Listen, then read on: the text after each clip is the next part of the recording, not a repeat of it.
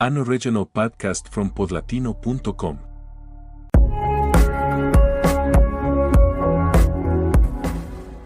Some bands conquer stadiums, others defy genres. Radiohead did both, and something even rarer, they never repeated themselves.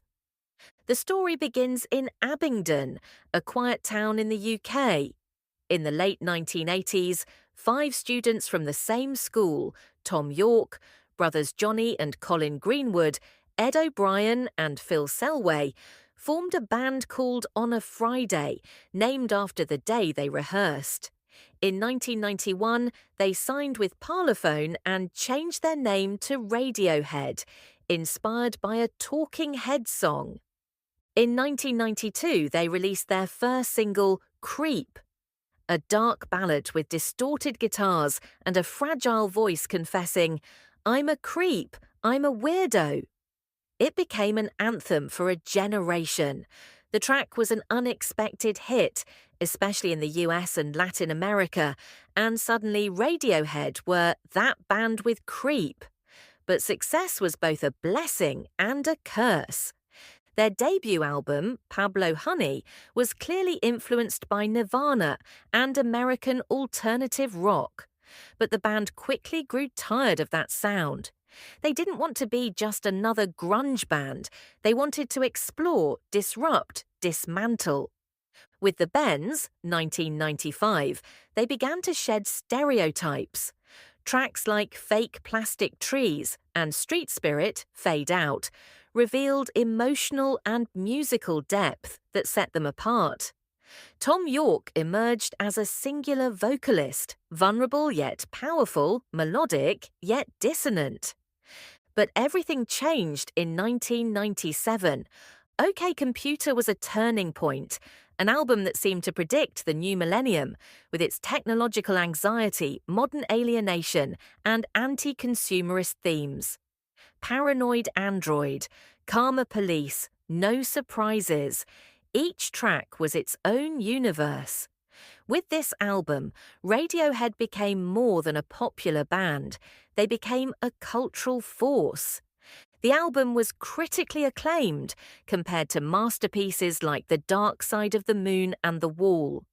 They won awards, headlined festivals, and were recognized as one of the most influential bands on Earth. But instead of clinging to that success, they did the unthinkable. In 2000, they released Kid A. There were no dominant guitars, no choruses, no creep. It was an experimental record, full of electronic textures, influenced by Aphex Twin, jazz, krautrock, and minimalism. Many fans were confused, but in time, the album came to be seen as a masterpiece. Radiohead hadn't lost their way. They had opened a new one. Amnesiac, Hail to the Thief, and In Rainbows continued their evolution. In Rainbows in particular made headlines in 2007 with a revolutionary model: pay what you want. In the digital age, they weren't just challenging sound, they were redefining music distribution. And the album itself was warm, intimate, and masterfully crafted. Thom Yorke explored solo projects, diving into electronic and sonic experimentation. Johnny Greenwood became a celebrated film composer, working with director Paul Thomas Anderson on scores like There Will Be Blood. Yet Radiohead remained intact, releasing The King of Limbs and A Moon-Shaped Pool, albums that, while not as disruptive as their predecessors, deepened their introspective and poetic aesthetic. What's most remarkable is that despite their fame, they never sought comfort.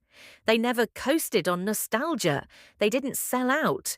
They remained an active artistic force, even in silence. Radiohead achieved the nearly impossible, maintaining artistic integrity while staying relevant.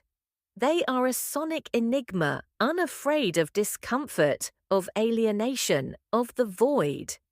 And in that uncomfortable space, they found their place and ours. Because if Radiohead teaches us anything, it's that in music, as in life, Perfection is not always clear. Sometimes it's what hurts, what disturbs, what changes us forever.